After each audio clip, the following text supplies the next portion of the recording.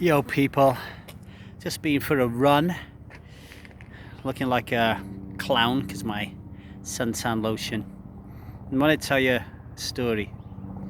When I first met my wife, Liza, on our first date in Las Vegas, we just watched Car, the musical, in the MGM, I think.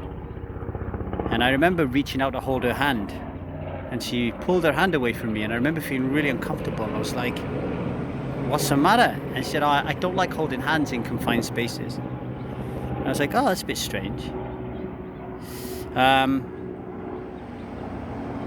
Yesterday, I went for a walk with her, and I instinctively went out to reach to grab her hand, and I stopped, and I put it in my pocket, and we carried on walking.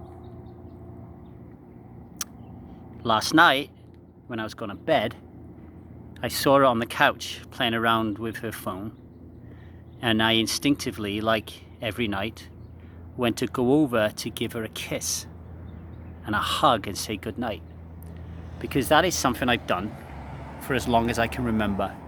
First to my mom, then to my first wife, then to my son Jude, my daughter Zia. Whenever I meet anybody who's remotely friendly to me, I hug them and kiss them. And with Liza. But I didn't this time. I stopped and I looked at her and I said, "Good night, love." And she said, "Good night," and I went to bed. What's the point? You can ignore your wife and it could be a really healthy thing for your relationship. Let me explain why.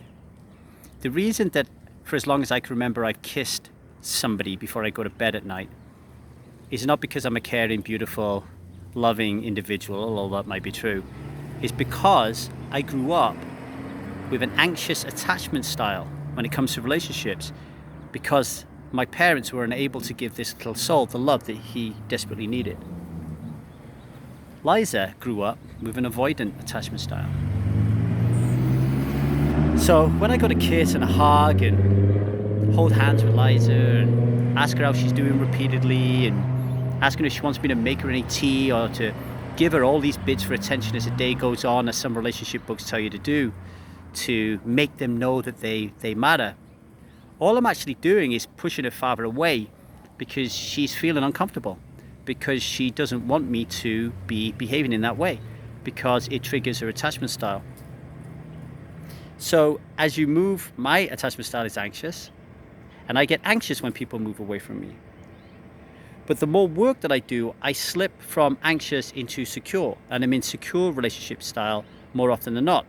And a secure relationship style is the style you want to teach your children to have. That's what I'm teaching Zia to have. That's what I'm teaching Jude to have.